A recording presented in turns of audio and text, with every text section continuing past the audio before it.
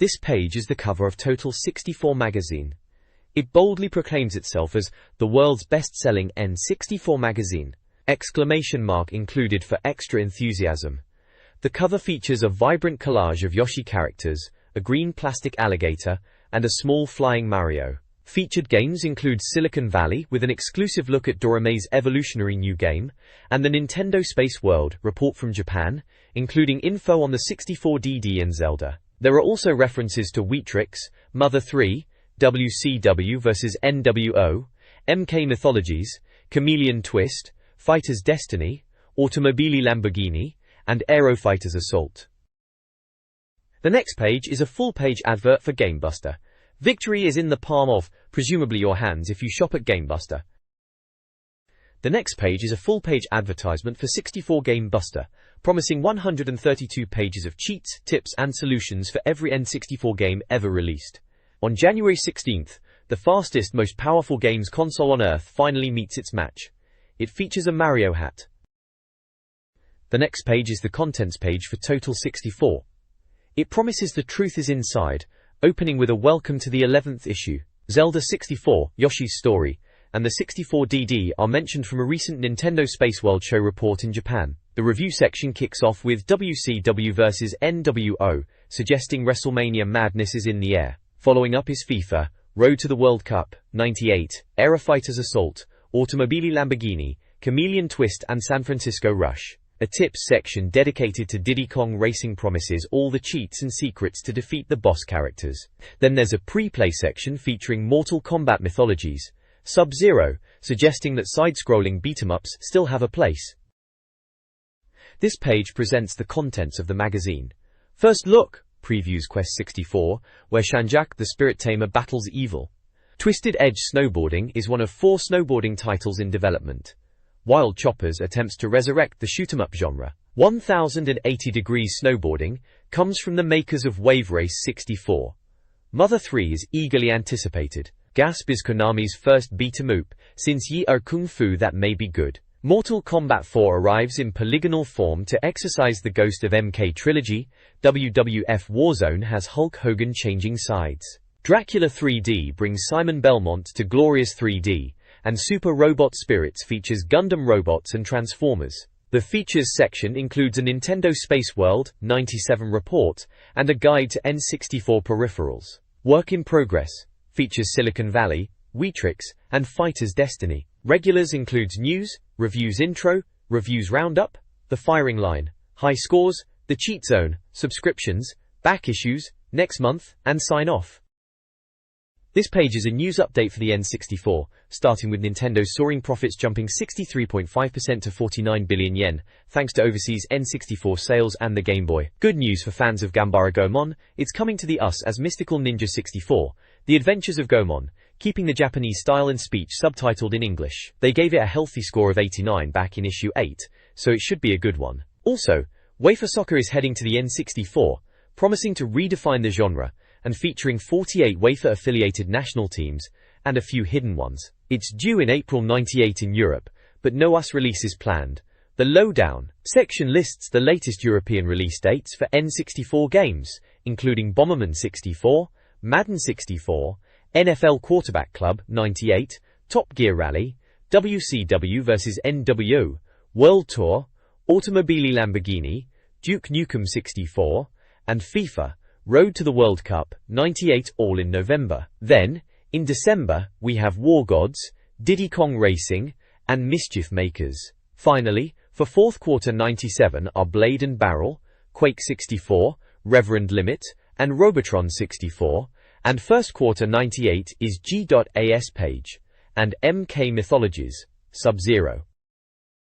Interact's new N64 light gun, the Pulsar, features force feedback and adjustable bullet counts. SimCity 2000, now a spacefaring simulation, uses the N64's high-resolution mode and analog stick. The game has 3 chapters, beginning on Earth, moving to space, and ending with an undisclosed final stage. The page lists as release dates for numerous N64 games, including Automobili Lamborghini, November, Robotech, Crystal Dreams, Simcopter, and many others, spanning January to the first quarter of 1998.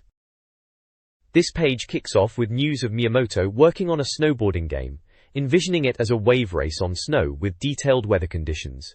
Mario 64 2 is also teased, hinting at 64DD functionality and Luigi's inclusion. The page expresses excitement for potential Squaresoft RPGs on the N64. The 64-bits section reveals that Pikachu Genki Dechu won't have microphone support for cat communication, but will feature a new input device. Acclaim is developing Wrecking Balls, a cartoon platformer with up to 4-player battles. Argonaut, developers of Star Fox, are working on 2 exclusive N64 games, one being Buck Bumble. Fev064 will utilize the 64DD for extra courses and a level designer, aiming for a mid-1998 release. Upcoming lists: tentative titles like Actua Golf, Command & Conquer, Daikatana 64, Donkey Kong Country 64, Kirby's Air Ride, Super Mario 64 2, Unreal, and many more. Finally, there are Japanese release dates for games in November, with Diddy Kong Racing among them. The Lowdown section provides release timeframes for upcoming titles, including Gex, Enter the Gecko, Turok 2, Body Harvest, Conker's Quest, Earthworm Jim 3, F-Zero X, Legend of Zelda, The Ocarina of Time, and several other games. The next page is a full-page advert for F1 Pole Position 64. It boasts authentic racing, 16 Grand Prix tracks, realistic gameplay, and putting you in the driving seat. This page has a section called 64 News, and it's showcasing 2 upcoming N64 games, Spooky and Daikatana. Spooky, developed by ICE, involves a good alien summoning a human teenager to collect broken mirror pieces and defeat an evil alien. The reviewer jokes that the game is unlikely to come out until Christmas 1998. Daikatana, from John Romero, the man behind Doom and Quake, is about using a magic sword to travel through time and stop an evil assistant from altering history. Basically, he wants to make it look like he was the one who cured AIDS. You play as Hiro Miyamoto, and will be fighting across ancient Greece, the Dark Ages, San Francisco, and future Japan. Each time period has unique weapons. The reviewer thinks it's going to be massive when released. There's also a side comment about fixing a broken mirror when your character's clothes look awful. The next page continues the 64 News section. It starts with James Bond promoting GoldenEye at Comet, a UK electronics store. The article jokes it's probably just a stunt double, and the store manager, Jasha.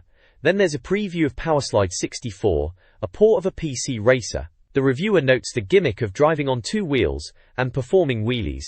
They also mention the ability to upgrade your car like in Top Gear Rally and racing on various surfaces. Next up is Takara announcing 2 N64 titles, a racing game and a fighting game that might feature characters from their other games like Toshinden, Fatal Fury, and Samurai Showdown. Finally, Imagineer reveals their first 64DD game, codenamed Tank, stating it's not a sequel to anything. The right side of the page lists upcoming N64 games, split into categories: SimCity 64, Sonic Wings Assault, Snowspeeder 64 coming soon, F-Zero X in April 98 and King Hill Let's Smash, Morita Shogi 64, Reverend Limit, Super Robot Spirits, and Tonic Trouble for Spring 98. 1998 will also bring Flights of the UN, Grand Prix Racing, NBA Courtside, Pikachu Genki Dechu, and Vertical Edge Snowboarding.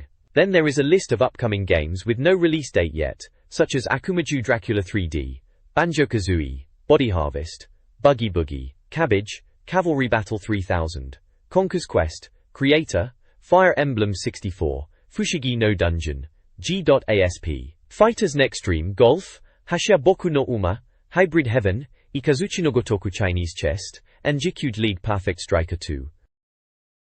This page is more news on upcoming N64 games. First up is Mario Angelo 64, discussing a 64DD title in the vein of Mario Paint, where you can create characters out of polygons and map your face onto them, with the possibility of a printer to save your masterpieces. Next we have Rally coming to the N64, promising new tracks and enhanced graphics from Ocean Software, who want to cash in on Final Fantasy II's success. Bala. Then, Bond will return, revealing that GoldenEye is getting a sequel, though not based on Tomorrow Never Dies. Rare are working on the engine to make it exciting. Finally, there's Nintendo's Guide to Wrestlers, with cartoon depictions of wrestlers from WWF, NWO, WCW, and WC. On the left side we have a list of Australian release dates for games in November and December of 1997, including Chameleon Twist, Mace, The Dark Age, San Francisco Rush, Clay Fighter 63 1/3, Diddy Kong Racing, Automobili Lamborghini, Duke Nukem 64, Madden 64, MK Mythologies, Sub-Zero, Bomberman 64, and NFL Quarterback Club 98. There's also a list of games expected in the fourth quarter of 97, and one for January, February, June, second quarter, and for 1998, and unknown titles. The next page is a full-page advert for Sightings magazine, promising to expose conspiracies, alien encounters, and secret CIA projects. The tagline is, "We don't care for secrets," with a menacing image of a person's eyes peering out of the dark. This page offers a first look at Quest 64, positioned as a potential RPG to fill the void while everyone is waiting for Zelda 64. The reviewer is happy about a possible US release, especially after losing Final Fantasy V2 to Sony. Esadok. The article paints the hero, Shanjak, as not a wimp despite his Spirit Tamer nickname, with the ability to control the elements and use spells. The game takes place in a 3D rendered world split into Angulus, Velagoon, and Stornia. The reviewer seems impressed with the detail level, promising a good standard of characters and backgrounds and lots of people to fight with. The page includes screenshots, one asking if Shanjak is wearing a hat or has a weird hairdo. The game is expected to come out in Japan around Christmas, and in the US in March 98. This page gives us a first look at Twisted Edge snowboarding for the Nintendo 64, hailing it as potentially the first snowboarding game on the platform. Published by Midway and developed by Boss Game Studios, the team behind Top Gear Rally. The article promises savage, twisty courses with a roster of 8 characters, each with their own unique boarding styles, backgrounds, and storylines, and a wide range of tricks, and the graphics are fully mapped 3D polygons, assuring top-notch animation and a high level of realism. 5 modes of play are mentioned: stunt, practice, competition, VS, and story mode. The reviewer is happy with the techno soundtrack. The game has a US release in March planned, with a UK release following shortly after. The author states that the attention to detail is nothing short of remarkable. The page also contains screenshots of the game, and features Mario's head replacing the letter O in look. The next page features a first look at Wild Choppers, touted as potentially the first N64 helicopter game. The reviewer believes it could be a milestone in the simulation/shoot-'em-up genres. The graphics and landscapes are considered impressive, with high attention to detail. Another helicopter game, Blade and Barrel, is mentioned as competition. The gameplay is a mix of simulation, strategy, and shoot-'em-up action, placing the player in a war zone reminiscent of the Desert Strike series. Wild Choppers is poised to be a benchmark title. The missions include time limits and the need to eliminate all enemies to avoid repercussions. Blowing away the scenery is a rumored possibility. The control method aims to be intuitive and user-friendly, catering to both analog and digital fans. 3 missions, each with submissions, are confirmed, and the game may feature various camera angles and pilotable helicopters. The reviewer is eager for a preview copy. The page also shows screenshots. This page is a first look at 1080 degrees snowboarding for the N64 from the team behind Wave Race 64. It's suggested that this could be a special addition to the growing number of snowboarding titles, with Shigeru Miyamoto recently announcing his own version. The game aims to deliver realistic snow, with undulating surfaces and variable textures, from frozen solid to fine and powdery. It will have a 2-player mode, with match races, time battle, and score mode. 3 characters and courses will be available, featuring steep ridges, icy creeks, logs, and obstacles. The game is slated for release in February in the US and Japan, with a European release to follow. The next page offers a first look at Mother 3, a launch title for the 64DD. The reviewer believes this game has the potential to rival Zelda 64. The article mentions that the game will feature around 10 different worlds and a wide array of characters with unique abilities, each with a role to play in the storyline. It also touches upon the game's real-time evolution process and its potential to be different for each player. Screenshots display the game's graphics and characters, and text is shown stating, "Basil Fawlty at your service, may I help, sir?" Another screenshot has the text, "Cheers for that, I always wanted a spear, mate." The article mentions an example where players need to plant a bean or seed at the foot of a mountain and go to bed in real time. Upon waking up, a beanstalk or similar will have grown. A final image shows an alligator monster, described as insane-looking, who should act with almost shocking intelligence.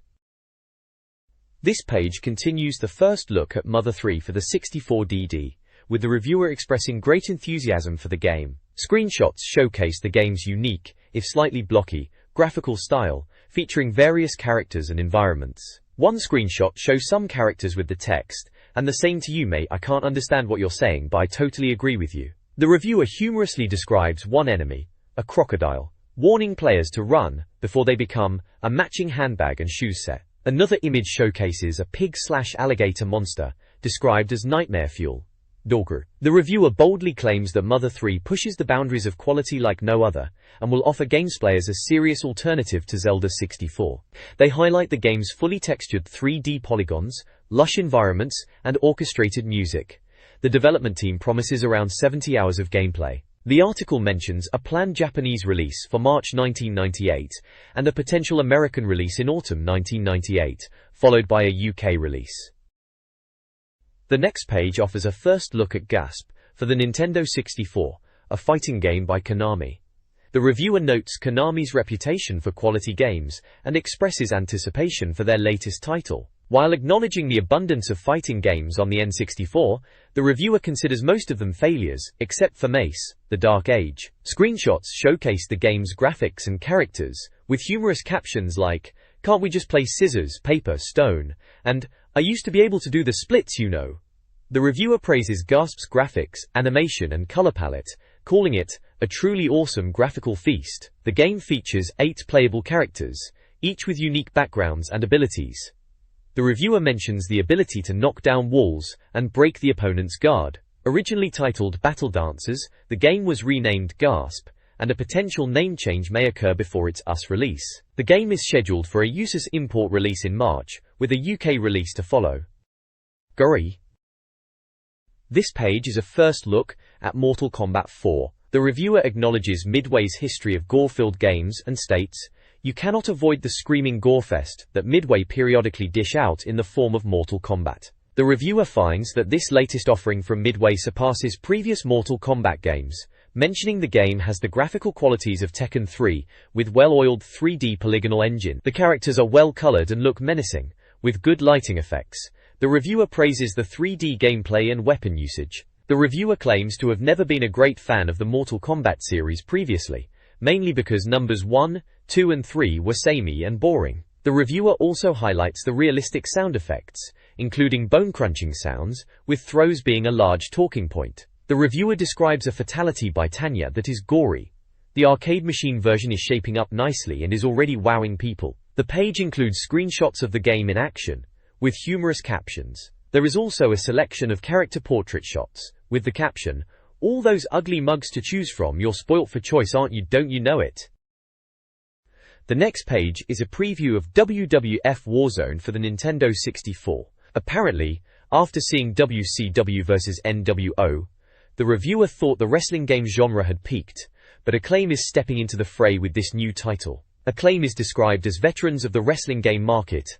They are using 64-bit technology and have a reputable track record. The game will feature over 12 wrestlers with digitized faces and 3D polygonal figures. Confirmed wrestlers include Goldust, Shawn Michaels, British Bulldog, Bret Hart, Hunter, Shamrock, Ahmed Johnson, Farouk, Rocky, and Steve Austin. The game will feature signature moves and finishing moves. It is likely that Acclaim will include hidden characters, and you can create your own wrestler from scratch or customize existing characters. An intelligent camera is included. The reviewer praises the crowds, rings and ringside objects. You'll be able to cheat, smash chairs and hit people with pipes. Game modes include Cage Match, Royal Rumble, Gauntlet, and a training mode, with 300 different moves. WWF Warzone is due for release in May 98. The page also features screenshots with humorous captions. This page features 2 game previews, Dracula 3D and Super Robot Spirits. Dracula 3D, known as Dracula X in Japan, is described as a welcome addition for Castlevania fans, bringing Simon Belmont and his whip to the N64. The preview discusses the game's 3D movement, similar to Mario 64 and Zelda 64, its use of a day and night system that affects enemy appearances, and promises wild and varied enemies, including werewolves, ghosts, and bats. The graphics are said to look great, and the reviewer is eager to see Castlevania's translation to the N64. Super Robot Spirits is a fighting game, based on F-91 Gundam robots, and features old-school fighting styles. The reviewer notes the N64 hasn't had many good fighting games, and hopes this will change things. The game will feature 6 robots, weapons, and combo specials. The fighting style is said to be quite innovative. It is scheduled for release in Japan shortly after Christmas. Taxa. The next page is the front cover of Total 64, Volume 1, Issue 11, featuring a jungle scene with a purple elephant, a gorilla, and a lion in a vehicle with Silicon Valley in large red letters. It's a work in progress, according to the G4 logo.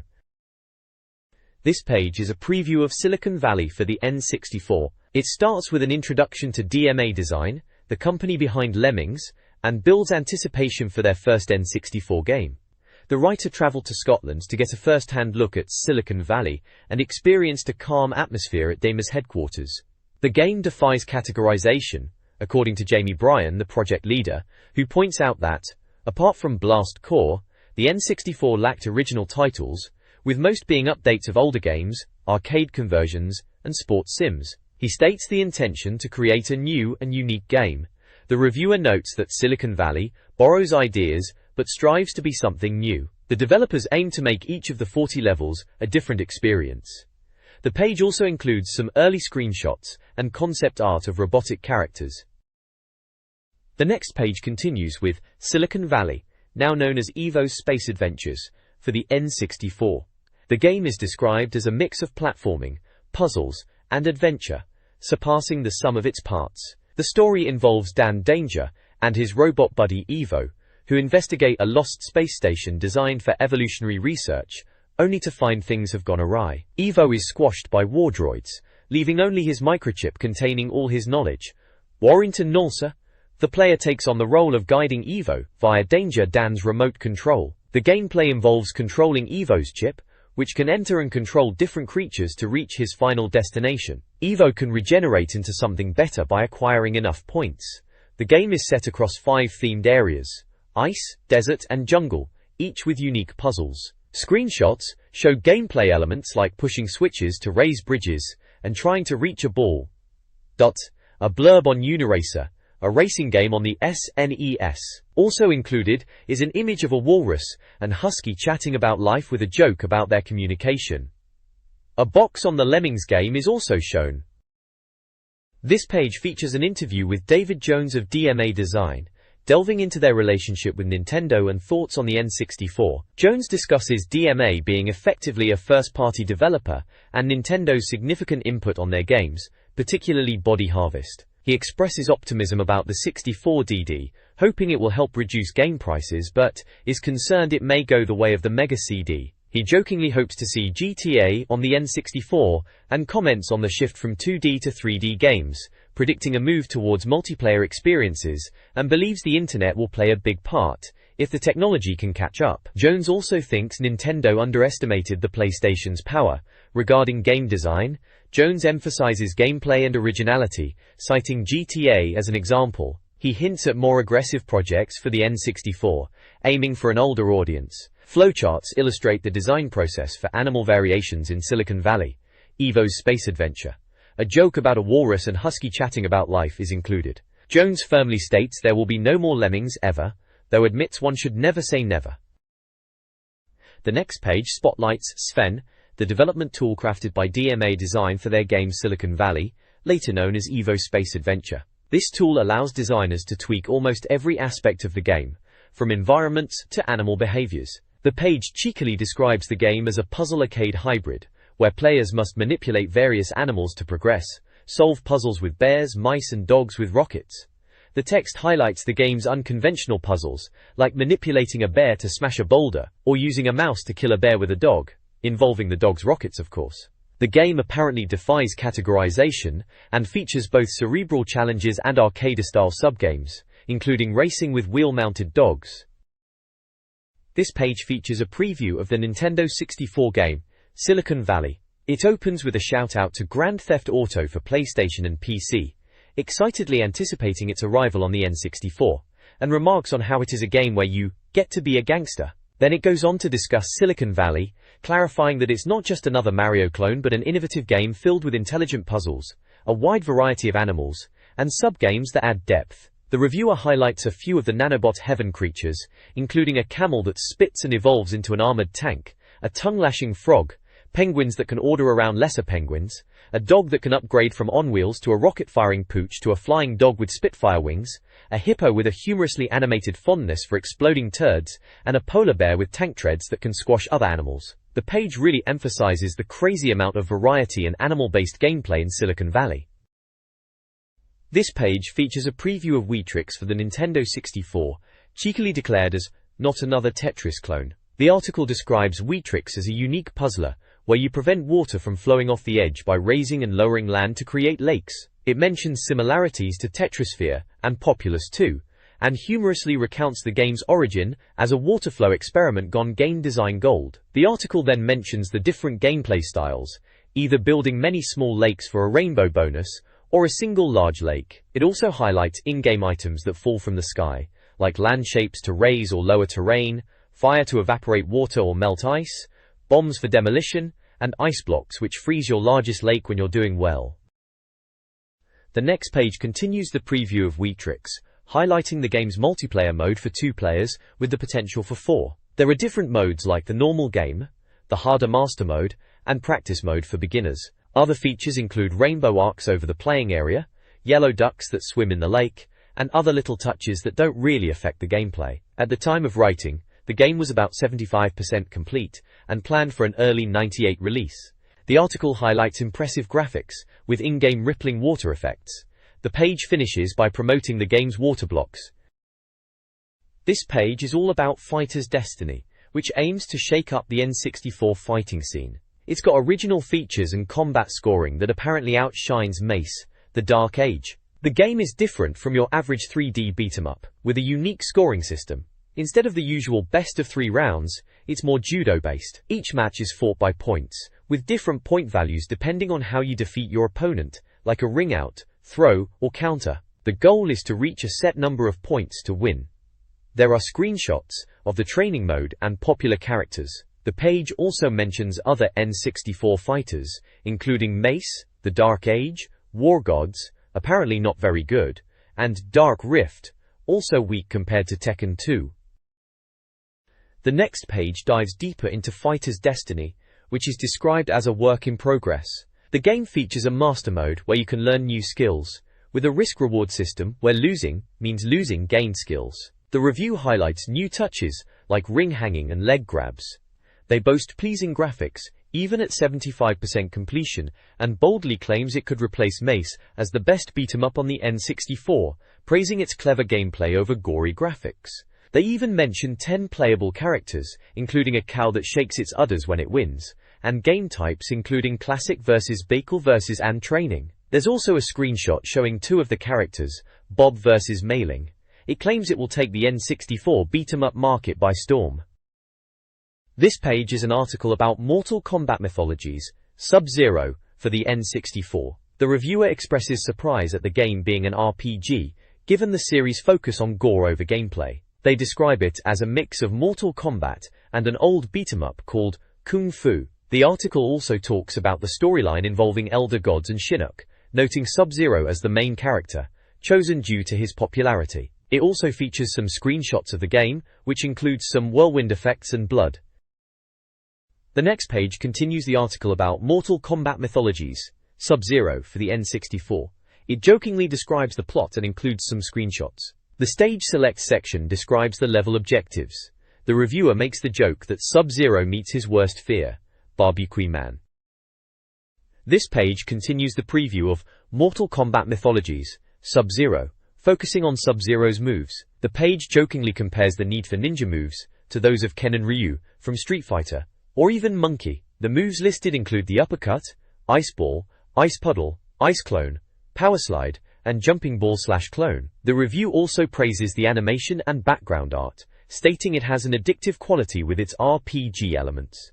It references Pandemonium on the PlayStation in terms of 3D implementation. The next page features a preview of Mortal Kombat Mythologies, Sub-Zero. It highlights the control method's similarity to previous games, with 4 attack buttons, run, and block, plus a pickup button for health potions and invisibility icons, and a turn button. The reviewer notes the game borrows elements from Prince of Persia, Pandemonium, and Kung Fu, but retains an addictive quality through its RPG elements. There's a definite effort to please die-hard fans of the arcade saga. The preview includes screenshots, one showing Sub-Zero lit in a moody blue light, and another of Sub-Zero juggling sharp swords. The release is penciled in for spring 1998. A MK History section summarizes previous Mortal Kombat games: Mortal Kombat, Mortal Kombat 2, Mortal Kombat 3, Mortal Kombat Trilogy, and Mortal Kombat 4. This page, titled Nintendo Space World 97, kicks off with a feature about Nintendo's approach to showcasing their games. Instead of joining the usual E3 and Tokyo Game Show chaos, they do their own thing. The piece discusses the newly renamed Nintendo Space World, formerly Shoshinkai, where they present their own products and those of third-party developers. Zelda 64 and the 64DD were the stars of the show, though the 64D's lack of playable software was a letdown, leading to a delay in its release. There was a video showcasing 3 games: Picture Maker, Polygon Maker, and the bizarre-looking Talent Maker, all part of the Mario Artist series. The next page covers the Nintendo Space World 97 event and Nintendo's multimedia approach. It mentions that the 64DD had a special add-on cartridge that lets you input photos, video, and sounds into the N64. The Pocket Monster series is mentioned, highlighting the ability to transfer monsters from the Game Boy to the N64 for battles. The page also discusses peripherals like the microphone headset and mouse for the 64DAD, with the headset potentially allowing players to talk to characters in games, such as Pikachu in Pikachu Genki Dechu.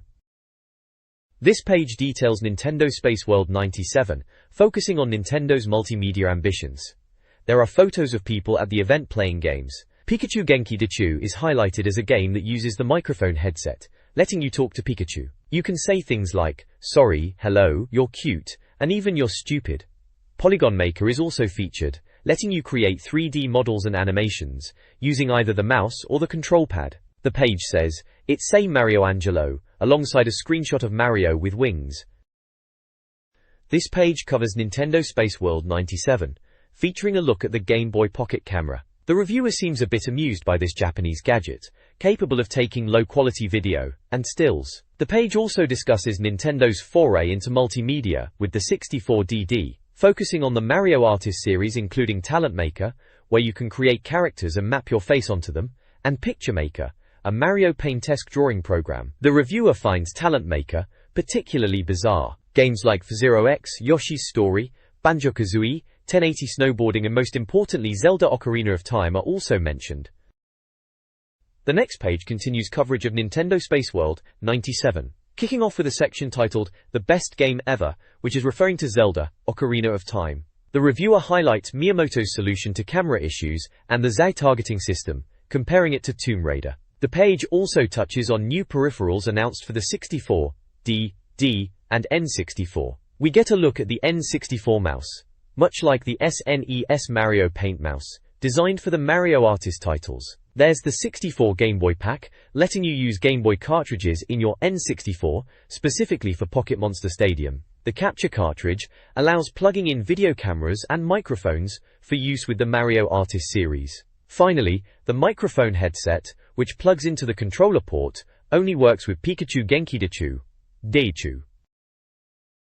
The next page is a continuation of Nintendo Space World 97 awards. It starts with Zelda Ocarina of Time, dubbed Game of the Show and potentially Game of the Decade. The reviewer emphasizes its huge impact at the show. Next up is F-Zero X, crowned racer of the show. Despite initial skepticism due to the screenshots, the reviewer praises its smooth 60 frames per second gameplay and lack of pop-up, calling it the original futuristic racer. 1080 Degrees Snowboarding takes the Surprise of the Show award. Designed by Shigeru Miyamoto, it's lauded for its beautiful fast graphics and realistic snow characteristics. Lastly, Banjo-Kazooie is named Best Western Game of the Show. A Mario 64 clone with its own unique ideas, it features Banjo the bear and Kazooie the bird. The reviewer mentions that graphically, it surpasses Mario 64. This page focuses on the Nintendo 64DD, showcasing Zelda Ocarina of Time, as Nintendo's next big leap. The article highlights how the N64 is entering the next phase of development, and Zelda is leading the way for future developers. It discusses the accessibility of items via the Kree buttons and the context-sensitive action button. They also mention the auto-jump feature. The demo featured Link riding around on his horse.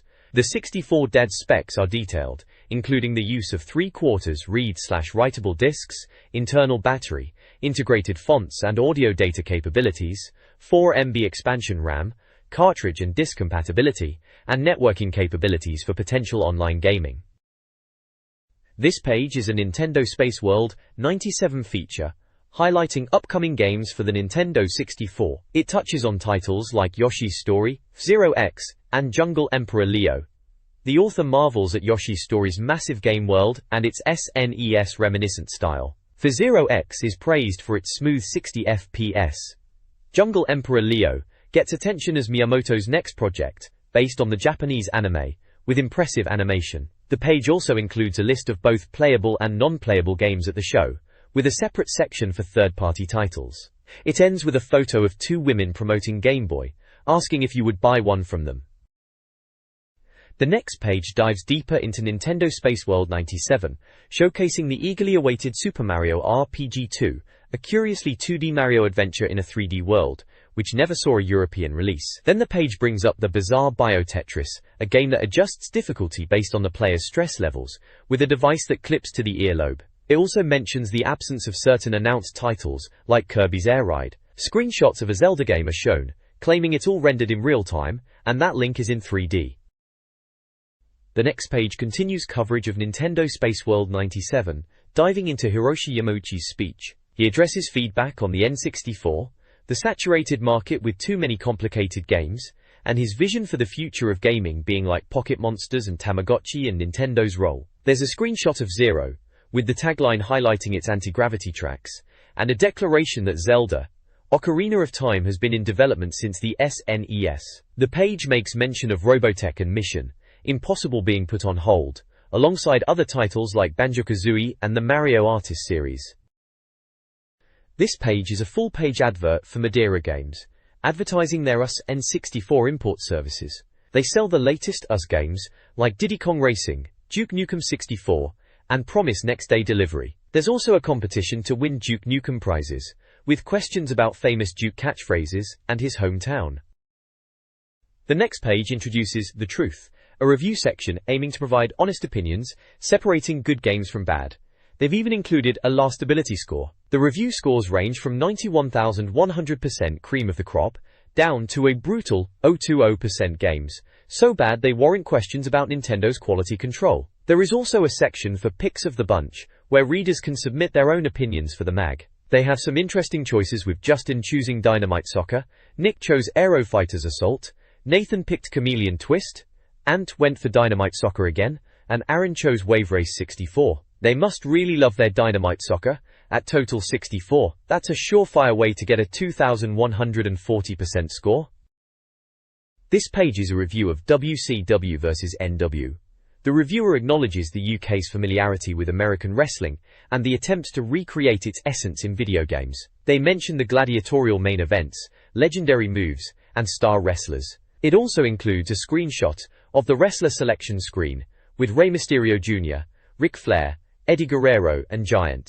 It also highlights some of the in-game action, including a wrestler performing a move, and a Spider-Man's day job wrestler, as the reviewer puts it. The game seems to capture the good versus bad aspect, akin to a pantomime. The reviewer notes the difficulty of translating wrestling into a video game due to the numerous leagues, fighters, and moves, as well as the constantly changing nature of the sport. There is also a reference to the inevitable cheap shots that are going to happen in the game. Puppeter. The next page dives into a review of WCW vs NWO, which is more than just a digital beatdown. The reviewer expresses their initial excitement, mentioning the wealth of options available from the start, suggesting the game is worth the investment. They highlight the attention to detail that programmers put into the game, including customizing everything from outfits to the ring itself. The reviewer jokes about the flexibility of the rules, allowing for over-the-top chairfests. With over 35 wrestlers from WCW, NWO, and IU to choose from, the reviewer praises the variety. A screenshot highlights a downright low-down, dirty move, a headbutt to the ghoulies. There is also a screenshot of Eddie Guerrero in action. This page is a continuation of the WCW vs NWO review. Nick, the reviewer, surprisingly enjoys the game, despite not being a wrestling game enthusiast. He appreciates the chaotic fights and the large roster of well-animated wrestlers. He also makes a wry observation about one wrestler's questionable fashion choice of wearing nappies on the outside. The review highlights the game's diverse movesets and the ability to grab weapons from outside the ring. The page also features screenshots of gameplay, including wrestlers performing acrobatic moves and using weapons. Finally, the bottom section showcases 10 of the game's hardest men, including Hulk Hogan, Sting, Black Ninja, and Ric Flair. The next page continues the review of WCW vs NWO on the Nintendo 64. Nick finds the gameplay compelling and addictive, even comparing it to GoldenEye. He highlights the Royal Rumble feature, praising the game's support for the Rumble Pack for added intensity. The review also mentions the Spirit Bar mechanic, which, when full, enables special moves. It praises the sound effects, especially the sounds of metal on foreheads and noses being smacked into posts. Nick emphasizes the game's high playability and customization options, giving it an overall score of 92%. This page is a review of FIFA, Road to the World Cup 98. It starts by questioning whether football is about to come home or be consigned to the scrap heap. The review recalls the glory days of FIFA Soccer on the Mega Drive and SNES, noting its innovative gameplay and customizable options. The reviewer talks about how the series went downhill with the move to 32-bit platforms, becoming overly complicated. They feel FIFA 64 is a waste of the N64's capabilities, especially when compared to International Superstar Soccer 64. There are screenshots from the game, and a little comment that mentions that rain affects the ball mechanics. This page continues the review of FIFA, Road to the World Cup 98, declaring it a huge improvement on the previous N64 FIFA, while still lacking the intuitive feel of ISS. The reviewer highlights the sheer number of options available, including the Road to the World Cup mode and league play.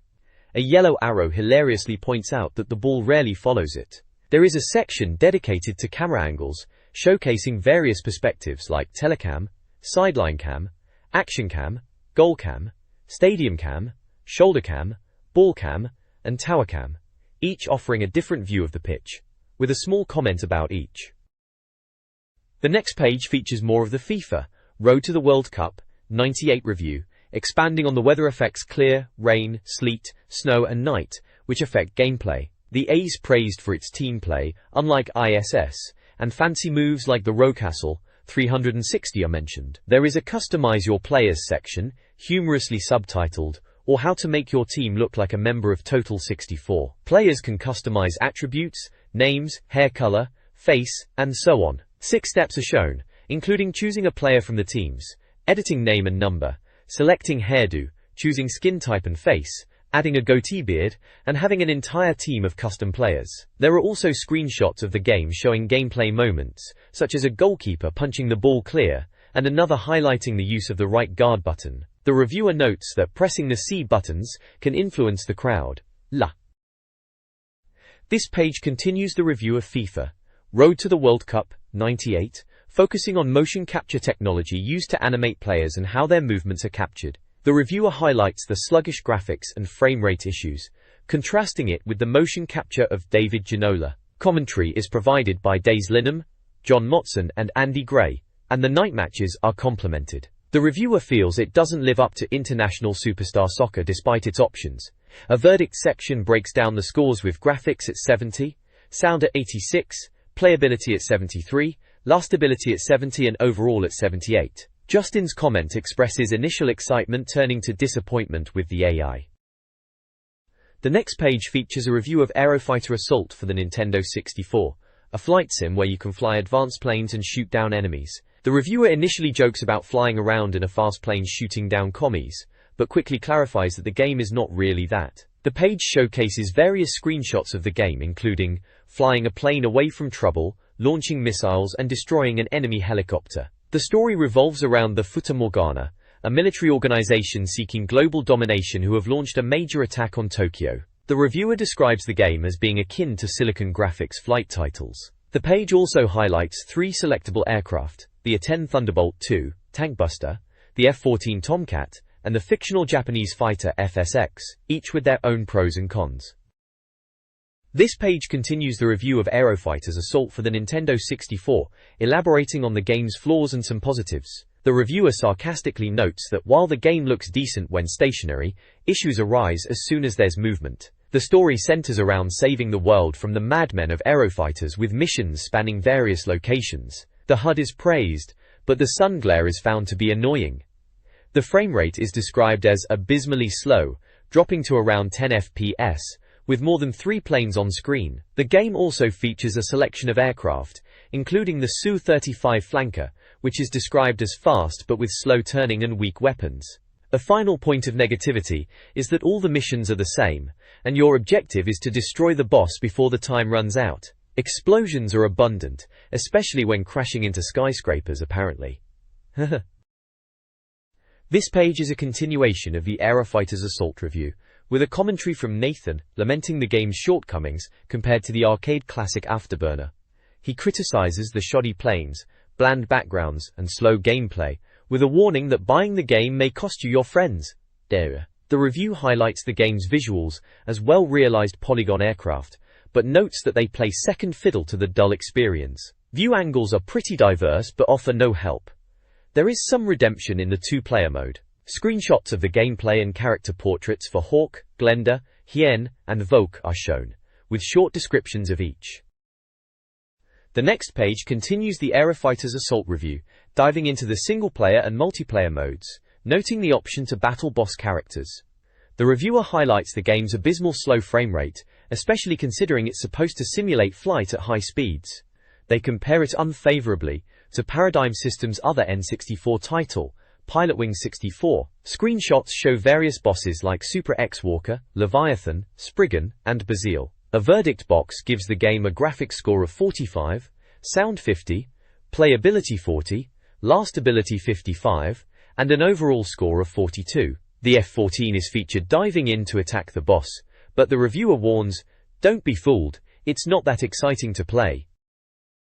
This page is a review of Automobili Lamborghini for the Nintendo 64. The reviewer reminisces about childhood dreams of sleek cars with aerodynamic add-ons before diving into the game. They mention Titus Interactive, the developers, previously known for Road Blasters, and Titus the Fox. Apparently, Automobili Lamborghini didn't impress at E3, receiving a lukewarm reception. The reviewer particularly dislikes the opening music, describing it as awful, and comparing it unfavorably to 2 Unlimited. There are various screenshots of the game showing the Lamborghini in action. The reviewer jokes about an on-screen arrow, telling the player which way to go. Finally, there's an image showing the game's arcade mode menu. Chechen. The next page continues the Automobili Lamborghini review, noting that while everything moves at a high rate, it can be a bit jerky. The reviewer comments that the game looks good when standing still. There are screenshots of various cars available in the game, including the Countach, Diablo and their versions, and a funny quote about the Countach being the classic Lamborghini color. There's also mention of the green and red arrows as directional guides. Boring. This page contains the rest of the Automobili Lamborghini review. The reviewer, Nick, isn't blown away by the game, and feels there are too many driving games around, but admits it's not terrible, and fans of the genre might enjoy the graphics and track design. The review highlights both good and bad points. The game has dramatic moments but can get a bit jerky, and the backgrounds are sometimes a mixed bag. The reviewer does give credit to the track designers for creating devious courses. In terms of playability, it's a bit disappointing as the cars handle similarly, although the feeling of speed is convincing. The steering is sensitive, and there is a recommendation for the use of the Gamester LMP wheel. The reviewer's favorite track is the Dock. The reviewer is complimentary about the in-game music, comparing it to Wipeout. While there aren't any big names, the beats are suitable. Finally, there's a section for the Rumble Pack. Warrington No. The next page continues with the Automobili Lamborghini review, where the reviewer highlights the ability to run out of fuel, and the option to visit the pit lanes, which is a nice touch. The reviewer then mentions a strange inclusion of a view mode, which seemingly offers no additional benefit. They also comment on the multiplayer option, which they consider decent but not great, recommending Extreme G instead, alongside other titles like GoldenEye, Mario Kart 64, and Diddy Kong. The reviewer states that Automobili Lamborghini doesn't bring anything new to the racing genre, and highlights the good fun to race tracks like the docks and the Greek-style track, but overall it's flawed. The final verdict gives ratings for graphics, 84, sound, 83, playability, 79, lastability, 79, and an overall score of 72. This page features a review of Chameleon Twist for the N64. The reviewer questions the need for another 3D platformer, given the existence of Mario 64, Bomberman 64, and Doraemon. The review suggests that the game borrows elements from Mario 64, but some of the new ideas hinder the gameplay. It then features screenshots of Dynamite Soccer, Doraemon, and Mischief Makers, labeling them as examples of games that didn't quite hit the mark. The reviewer expresses a fondness for retro platformers and what makes a platformer good. The next page continues the Chameleon Twist review, pondering if it can capture the magic of old-school games while presenting slick modern graphics like Mario 64.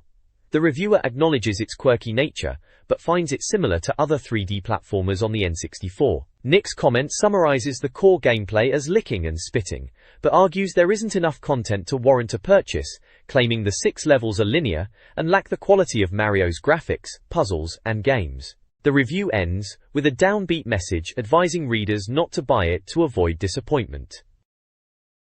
This page features a review of Chameleon Twist, continuing from the previous page.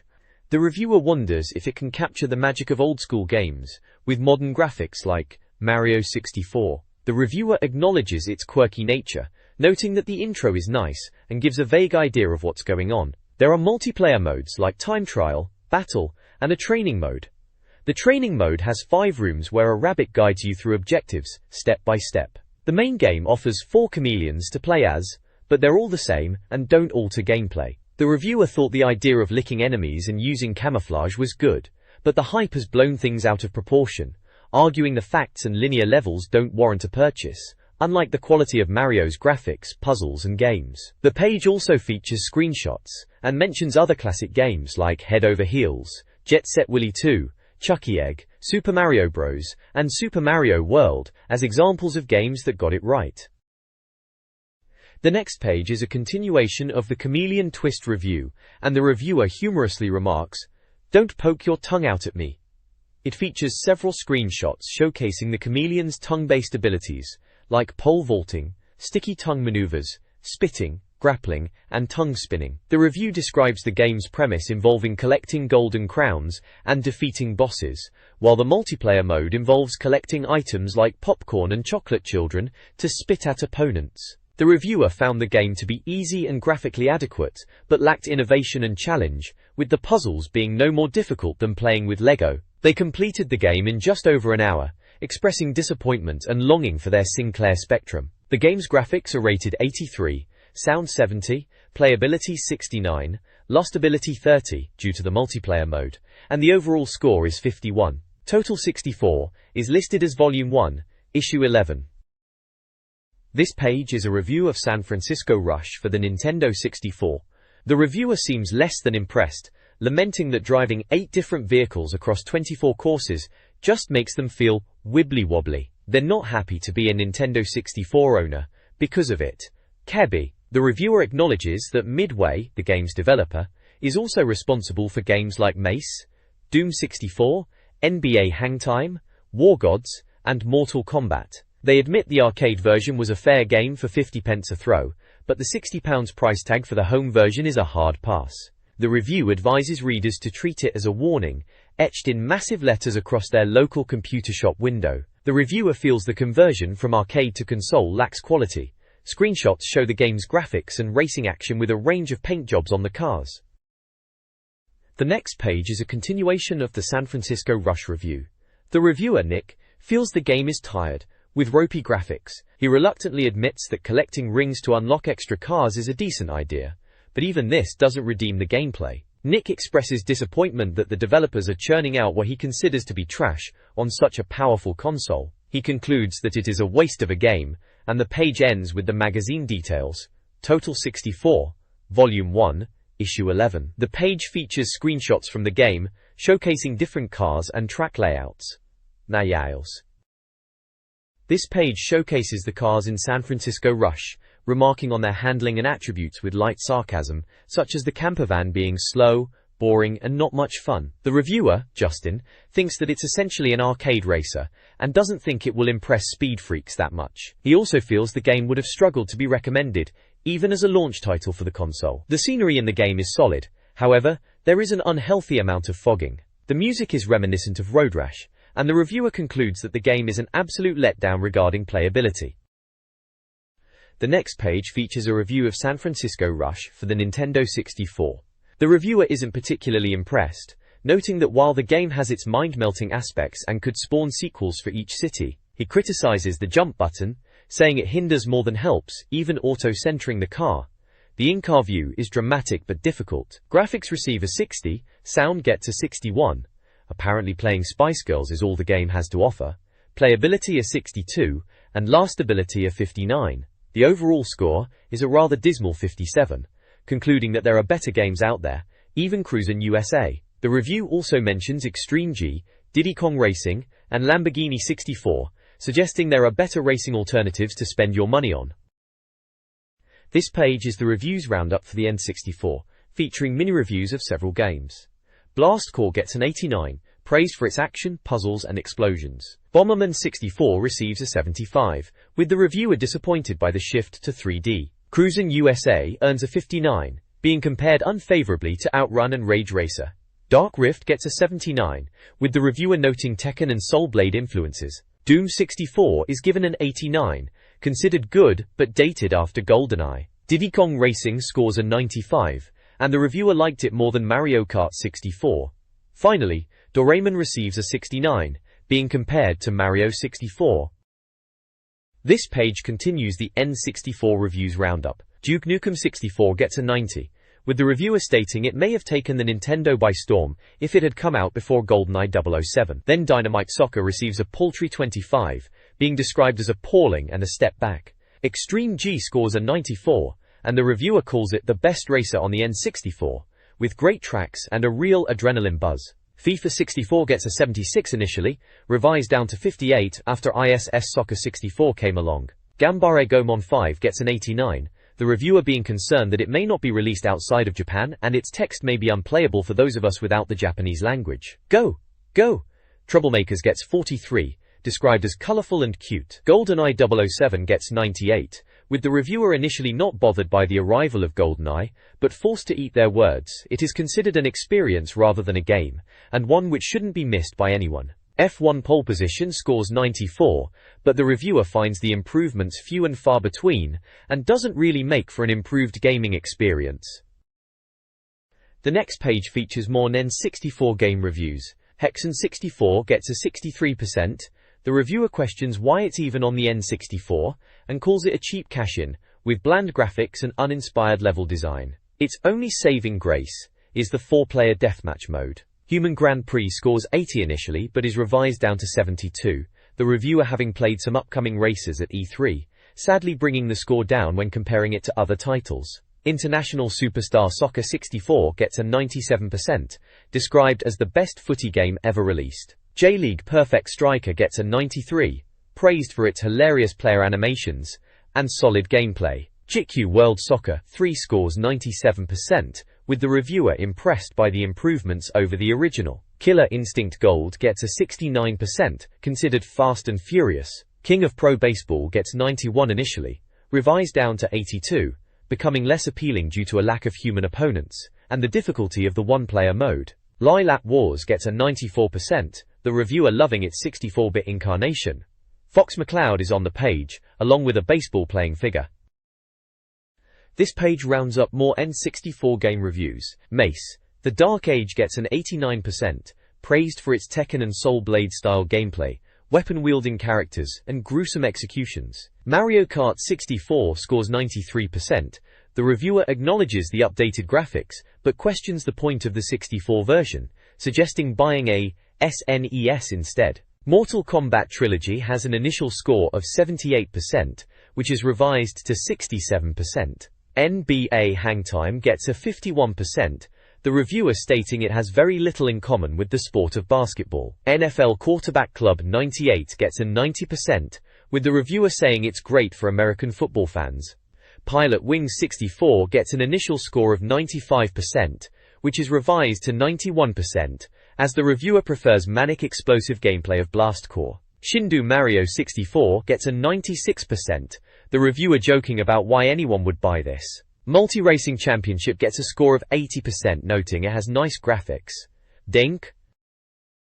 The next page continues the N64 game review roundup. Shindu Wave Race 64 scores 93%, but the reviewer isn't keen on the constant rumble pack vibration. Star Fox 64 earns 96%, celebrated for its updated SNES, classic gameplay and multiplayer mode. Star Wars Shadows of the Empire gets a disappointing 61% initially, revised to 49%, with the reviewer advising readers to avoid it due to disappointing levels. St. Andrews Golf gets a 96% initially, revised to 42%, with the reviewer unimpressed, especially as it's in Japanese and compared to leaderboard. Super Mario 64 scores 96%, praised for bringing Mario to life in 3D. Top Gear Rally scores 96%, considered a competent racer but not rivaling Sega Rally. Tetrisphere earns 84%, noted as addictive once you master the concept, featuring an 8-player tournament mode. Top Gear Rally gets 85% and is described as a good-looking game, but the computer-controlled cars are not up to par. Barrett. This page continues the N64 review roundup with Turok, Dinosaur Hunter, which gets knocked down due to GoldenEye. Turok scores 93% initially, revised to 89%. The reviewer notes that while Turok is a favorite, it's starting to look dated compared to GoldenEye. It opts for texture maps over misting effects, but the levels are too similar, and the structure isn't as engaging as GoldenEye. Wave Race 64 scores 96%. The reviewer jokes about the need for a Pamela lookalike for rescues. The reviewer is very positive on the game, and calls it an extremely playable and unusual original piece of software. Wayne Gretzky's 3D Hockey scores 90% initially, revised to 82%. The reviewer says the game is still one of the best ice hockey games around at the time, but notes that unless you're a big fan you'll get bored quickly. It's more of an arcade game than a lasting experience. War Gods gets a score of 69%. The reviewer slams people who drone on about the PlayStation being better than the N64, before complaining that the N64 is missing a beat, MUP. The reviewer says the game's Mortal Kombat gameplay doesn't transfer well into 3D Wonder. Project J2 earns 69%. The reviewer was looking forward to playing with a young Japanese girl. The reviewer complains that the game is a little too realistic due to the Japanese language, which makes it frustrating to play. This page features steering wheel peripherals for the Nintendo 64. The Lex 4 steering wheel with foot pedals by Gamester, LMP, is praised for its build quality and button placement, working well with games like Extreme G, Cruisin' USA, and Diddy Kong Racing. However, it's not as good with F1 Pole Position and Mario Kart 64. It's available in the UK for £69.99. The V3 steering wheel by Interact is also featured. The reviewer thinks the design requires the player to physically sit on the support base, which might cause discomfort. It feels fragile, and riding on a horse without a saddle all day. While compatible with most racing games, it lacks the sturdiness of the Lex 4, and the auto-centering is wobbly. It's available in the UK for £79.99. This page continues the peripherals review with the VRF1 Accelerator Blaze, Fire International, noted as the last steering wheel on the list. It's suitable for Nintendo 64, Sega Saturn, and Sony PlayStation, with adjustable angles, and is compatible with Cruisin' USA and Multi-Racing Championship, but not for Extreme G. It's available in the UK for £69.95. The review moves on to joypads with the SuperPad Plus, which is similar to the Shark Pads, and the 3D stick is good for games like GoldenEye, Turok, and Wave Race. It's available in the UK from Interact for £22.99. Lastly, there's the Macapad 64, a kidney-shaped pad designed for firm control, and suitable for fighting and platform games, appealing to those who like the Sega Saturn or PlayStation pads. It's available in the UK from Interact for £24.99. This page features more Nintendo 64 peripherals. First up is the SharkPad Pro 64 Series 2, which is similar to its predecessor, with a see-through case, auto-fire, and slow-motion buttons. It's robust and the buttons are comfortable, but the stick is stiff, good for GoldenEye and Extreme G, but not great for fighting games. It is available in the UK from Interact for £29.99. Next is the LX4 Autofire controller, a variation on the official pad design. Despite its strange look, it's comfortable with responsive buttons and analog control. The D-pad isn't as good as the official Nintendo pad, but this isn't a problem. It has autofire, turbo, and slow motion functions, and a lower price point. It is available in the UK from Gamester LMP for £24.99. Finally, the page talks about the N64 Rumble Pack, official version, the one that came with Lylat Wars, now sold separately. It's the genuine article, with good rumble effects. It is available in the UK from Nintendo for £14.99. The next page continues with more Nintendo 64 peripherals. First up is the Tremor Pack from Interact, a bulky rumble pack that eats batteries, with a two-way switch for light or heavy rumbling. It's available in the UK from Interact for £12.99. Next is the Tremor Pack from Gamester LMP, smaller than the Interact version but without any new features. No price is given. Then there's the Thunder Pack, a straightforward copy of the official Rumble Pack from Madeira Games, with slightly more tremulous vibrations. The price is not available. Finally, the Shockwave boasts itself as the best peripheral around. It has a built-in 1MB memory card, a jolt pack, and force feedback for games like Mario 64, ISS 64, Mace Key Gold, and Mario Kart 64. Available in the UK from Datel for £24.99. The next page delves into memory cards for the Nintendo 64. It highlights the importance of memory cards for saving game progress, and kicks off with the official Nintendo 64 memory card, praising its reliability and suggesting it's the best choice overall and costs £14.99. Following that, the Blaze 256K and 1MB memory packs are showcased as cheaper alternatives. The reviewer suggests opting for the smaller 256K pack initially and costs £9.99, unless you need the extra space of 1MB for £19.99. Next up is the Mega Memory Cartridge, an imposing 4MB card with a button to flick through memory pages and an LED display, and available for £34.99. Lastly, the LX4 Controller Pack memory card from Gamester LMP, described as a no-frills option focused on saving games. The price is to be announced. Dallas. This page showcases a full-page advert for the Tomb Raider 2, the complete solution guide. It boasts every level, every secret, and stars Miss Lara Croft, which is available December 31st. It's hailed as your indispensable guide to GRRRL power, published by Rapide. The next page is the firing line letters section, where readers share their thoughts. One reader, Andre from Holland, expresses frustration about delayed game releases and title changes, even mentioning Mission Impossible, Yoshi and Zelda. Another reader, Matt Eggings, asks about sequels and release dates for games like Mario 64 2, Doom, Duke Nukem, Command & Conquer, and Dark Forces. There's also an illustration of Fox McCloud, in reference to the Star Fox comment. The magazine staff gives their tongue-in-cheek truth replies to some of the letters. This page features the firing line letters section of the magazine. One reader is curious about Duke Nukem 64's release, while another asks about a 3D Command & Conquer game. There's also a humorous question about why Sorte wasn't that good.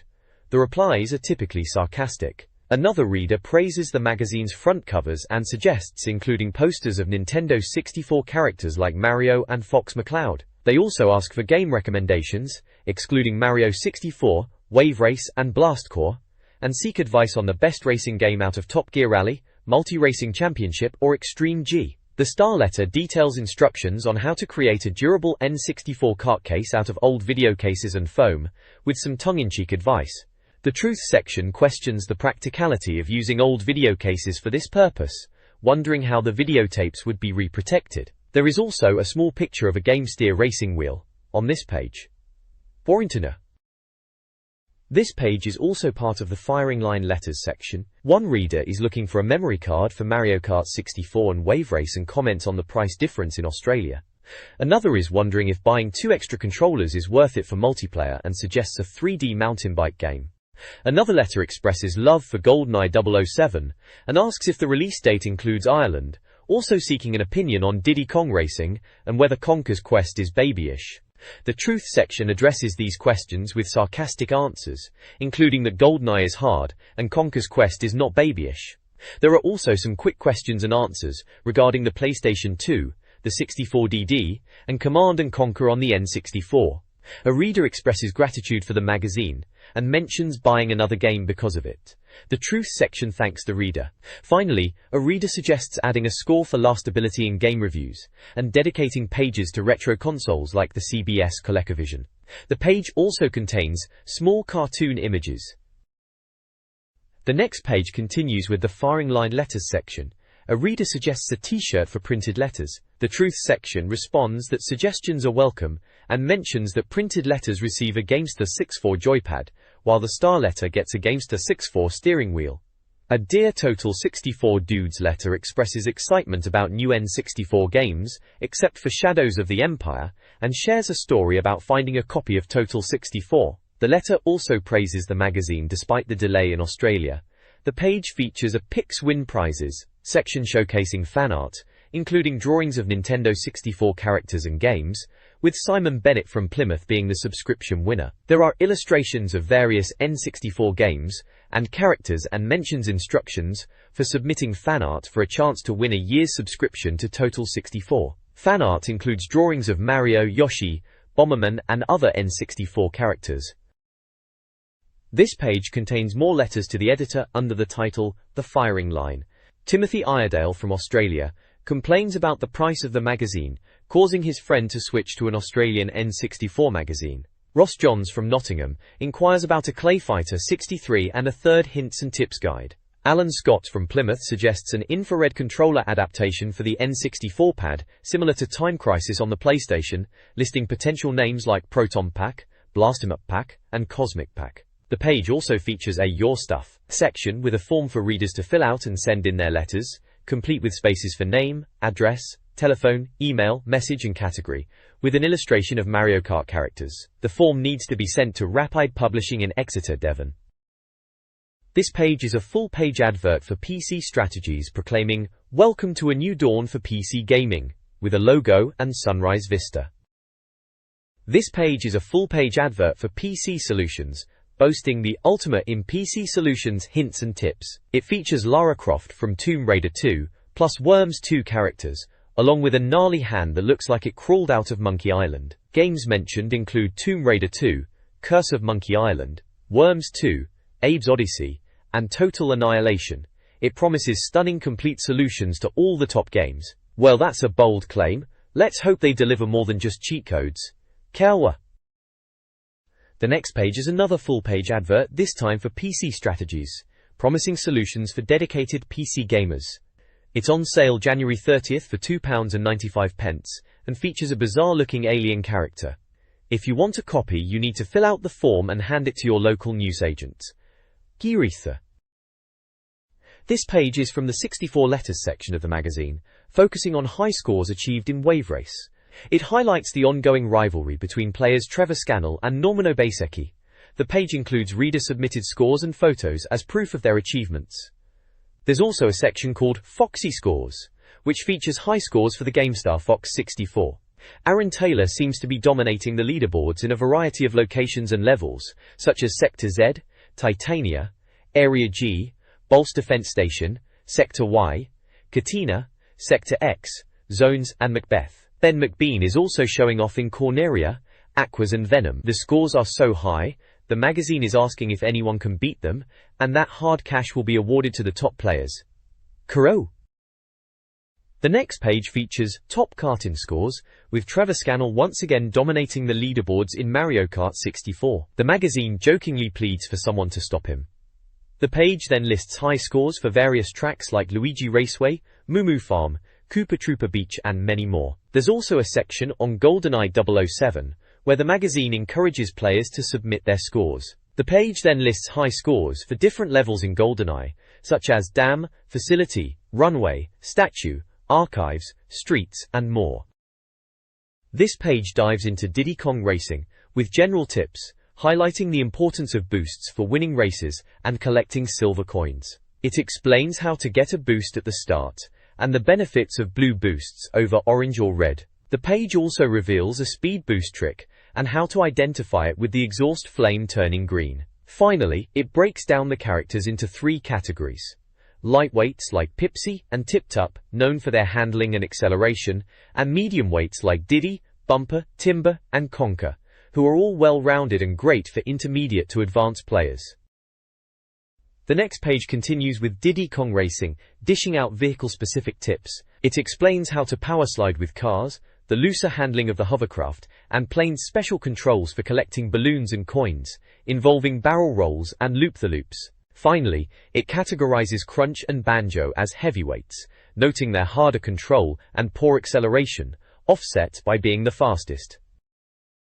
The next page is all about Diddy Kong Racing, giving players the lowdown on weapons, power-ups, and even boss characters. It details the different balloon types: red for missiles, blue for boosts, green for oil slicks, and yellow for shields, and how collecting more of the same color improves them. The page also gives tips on beating the bosses: Triceratops, Walrus, Octopus, and Dragon, with strategies for each race. This page dives deeper into Diddy Kong Racing, with key locations, cheats, and tips for unlocking Drumstick and beating Wizpig. It pinpoints the tech key locations in each of the 4 areas to unlock battle modes. Reggae. For players struggling with tricky spots, the page gives specific location for tech keys on Ancient Lake, Snowflake Valley, Crescent Island, and Boulder Canyon. Cheats are revealed, offering everything from disabling weapons to making bananas useless or turning racers tiny, and even making the carts 4x4s. Finally, the guide spills the beans on how to unlock Drumstick and strategies for beating Wizpig. It involves hitting every boost arrow, avoiding water, and mastering the green flame boost. The next page showcases the Ultimate PC Games magazine, promoting its coverage of titles like Battlezone, Tomb Raider 2, Andretti Racing, and Quake 2. It highlights the magazine's in-depth reviews, featuring a full review of Quake 2 and a world-exclusive review of Death Trap Dungeon. The magazine also promises a free demo CD with every issue, including demos for games like Speedboat Attack and Myth. It urges readers to reserve their copy now, ensuring they don't miss out on the latest PC gaming news and previews. This page is a full-page advertisement for the Ultimate PC magazine. It features an image of a fantasy warrior woman standing in front of a monster. The advert highlights the magazine's PC news, previews, and reviews, and mentions that it includes a free demo CD. The price of the magazine is listed as £3.95, and urges readers to reserve a copy, and the magazine is on sale Wednesday the 31st of December. This page is the Cheat Zone for Total 64 magazine, a section dedicated to cheat codes and tips for various N64 games. It features a Mario head wearing a red cap with the letter M, and advertises the ever-expanding world of Total 64's Cheat Zone. Cheats for Clay Fighter 63 1/3 include unlocking hidden characters like Dr. Kiln, Sumo Santa, and Boogerman with specific button combinations on the controller, a secret options menu, stage select, random select, and different color schemes. Cruisin' USA has codes for accessing other courses like Golden Gate Park, Indiana, and San Francisco. Hidden cars like the Jeep, police car, and school bus can be unlocked. Flashing lights with siren and nitro boost are also detailed, explaining how to activate these features in the game. The next page continues the cheat code bonanza. Dark Rift has codes to play as Sonork, Demitron, and Sonork. There are button combinations to see the character endings for Aaron, Demonica, Dimitron, Eve, Gore, Morphix, Nikki, Scarlet, Sonork, and Zenmuron. Diddy Kong Racing provides magic codes such as Bye Bye Balloons, Toxic Offender, Body Armor, Opposites Attract and Bombs Away, Vitamin B, Bogus Bananas, No Yellow Stuff, Blabbermouth, Joint Venture, Zap the Zippers, Free For All, Free Fruit, Jukebox, Time to Loose, Teeny Weenies, Double Vision, Who Did This, Off-Road, and Arnold, a list of codes for various in-game effects. There's also a guide to unlock Drumstick as a playable character. Duke Nukem 64 has a cheat menu activated by a specific button sequence. You can get all items with another code, and invincibility by pressing the R button 7 times followed by left on the D-Pad. Doom 64 features level codes for varying skill levels. Be gentle, bring it on, I own Doom, and watch me die. There's also a super password that unlocks everything. The next page presents a collection of tips and cheat codes, primarily focused on Extreme G, GoldenEye 007, and Hexen 64. For Extreme G, there are codes for Extreme Speed, Ghostly Mode, Magnify Mode, Upside Down Racing, Stealth Mode, Unlocking Neon Bike, Ugly Mode, Wireframe Mode, Roach Bike, Fisheye Lens, Boulder Mode, and additional cheats. GoldenEye 007 includes level-specific cheats unlocked by completing stages within a time limit, such as Paintball Mode in Dam, Invincibility in Facility, DK Mode in Runway, Weapon Unlocks, and bonus multiplayer characters like Mayday and Oddjob. Hexen 64 provides a cheat menu, accessed by a button combination, unlocking invincibility, walk-through walls, level select, and full health. This page continues with more tips and cheat codes for various N64 games. First up is J-League/ISS Soccer, where you can unlock 2 new teams via a button sequence at the title screen, or enable big head players reminiscent of NBA Jam. Next, Killer Instinct Gold provides codes for accessing all options, viewing the ending credits without finishing the game, playing as Gargos, and battling on the Sky Stage. Mario Kart 64 offers a couple of tricks, including how to race against course ghosts, and a boost trick for sliding around corners. Finally, NFL Quarterback Club 98 features a list of cheat codes to be entered in the cheat menu, with effects like making players huge, turning running backs into Walter Payton, or giving unlimited downs. The next page is packed with more cheat codes and tips for N64 games. Jolja.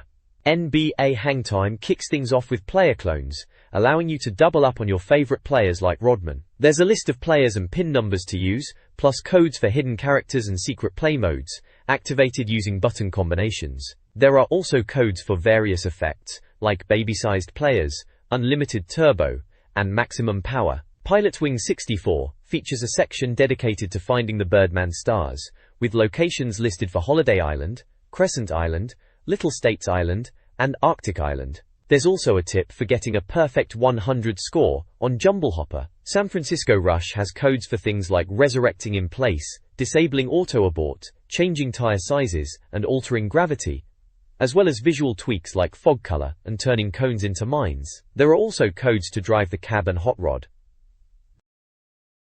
This page dives into tips and cheats for Shadows of the Empire and Super Mario 64. For Shadows of the Empire, there are challenge point rewards on different difficulty settings, like the Lebo Scanner on Easy, flying as an X-Wing or TIE Fighter on Medium, Invincibility on Hard, and Wampas as allies on Jedi difficulty. The Super Mario 64 section includes a hat trick, where you can multiply Mario's hat in Snowman's Land, control the ending camera with a second controller, carry the rabbit to other areas using a door trick, and turn butterflies into 1 UPS in certain courses. This page is all about cheat codes and tips for a few N64 games. First up is Tetrasphere, with codes for extra music, a secret game, and level select. To unlock cheats you have to hold the left shoulder button, whilst holding down the right and down C buttons, then enter the specified names. Next we have Top Gear Rally, with codes to remove bilinear filtering, Rainbow Mode, and unlock the Beach Ball car and mirror cars. Then there are cheats for Turok, Dinosaur Hunter, with codes for things like Pen and Ink Mode, Disco Mode, Infinite Lives and more. Finally, there is Wave Race 64, with tips on unlocking reverse tracks, massive scores, using the same racer in 2-player mode, and various new stunts like double flips, helicopter stunts, and even becoming a dolphin racer. The next page offers Datal cheat codes for a bunch of N64 games.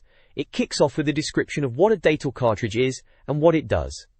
Menu. The games featured include Bomberman 64 with codes for infinite lives and more, Extreme G for infinite turbos and other tweaks. There are even more codes for FIFA 64, GoldenEye 007, Hexen 64 with a note about artifact selection, Mortal Kombat Trilogy for unlimited energy, Lylat Wars, and MRC. There are also cheat codes for Pilotwing 64 featuring unlimited fuel, Shadows of the Empire for unlimited lives and missiles, Super Mario 64, with codes for everything from unlimited lives to weird Mario modes like Limbo Mario and Strobe Mario. Finishing off the page is codes for Top Gear Rally and Turok Dinosaur Hunter, with codes for unlimited ammo and more, plus Wave Race 64. Finally, there's a disclaimer saying Datal Design and Development Limited are the providers of the codes and aren't responsible for their reliability.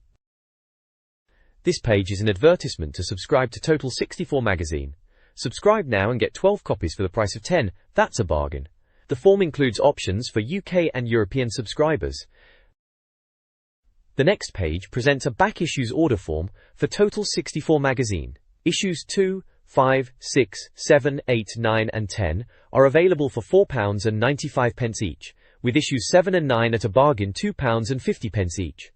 Issue 2 stars Turok, Dinosaur Hunter, with a guide to Wave Race. Issue 5 features Duke Nukem 64 and Mario Kart 64. Issue 6 features WCW vs NWO, Hexen 64 and Go-Go Troublemakers. Kart. Issue 7 features Dark Rift and Multi-Racing Championship. Kart. Issue 8 is Extreme G, GoldenEye 007, and Ganbar Game On 5. Issue 9 is NFL Quarterback Club, 98, Extreme G, Mace, The Dark Age and Bomberman 64. Issue 10 features Duke Nukem 64, Diddy Kong Racing and Mischief Makers. To order, fill out the form with name, address, postcode, telephone signature, date and payment details, and either send a check or postal order, or pay by Visa or Access. This page is an advert for issue 12 of Total 64 magazine.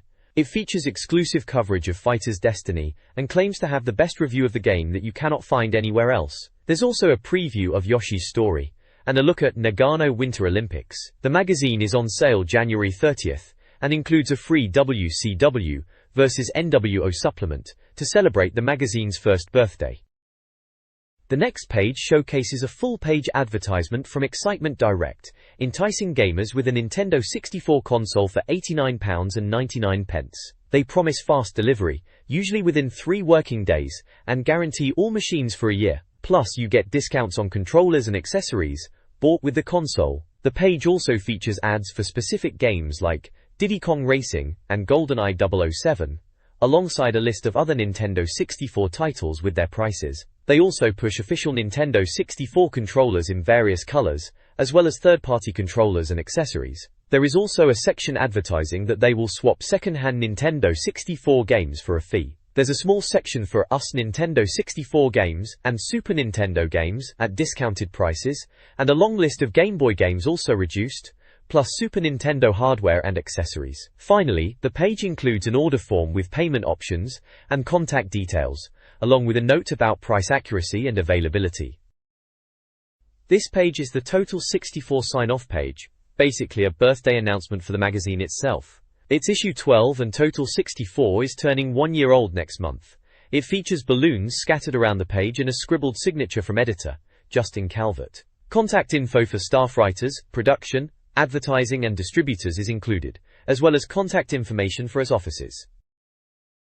The next page is a vibrant cover for Total PlayStation, proudly proclaiming, as easy as 1, 2, free. This issue includes a free Total PlayStation 1998 year planner, a free Final Fantasy V2 solution book, and a demo disc featuring Street Fighter X Plus Alpha. Featured games include Gex 2, with a Return of the Lizard King preview, and reviews of Brahma Force, Steel Rain, Powerboat, Gex 2, Nagano Winter Olympics and Theme Hospital.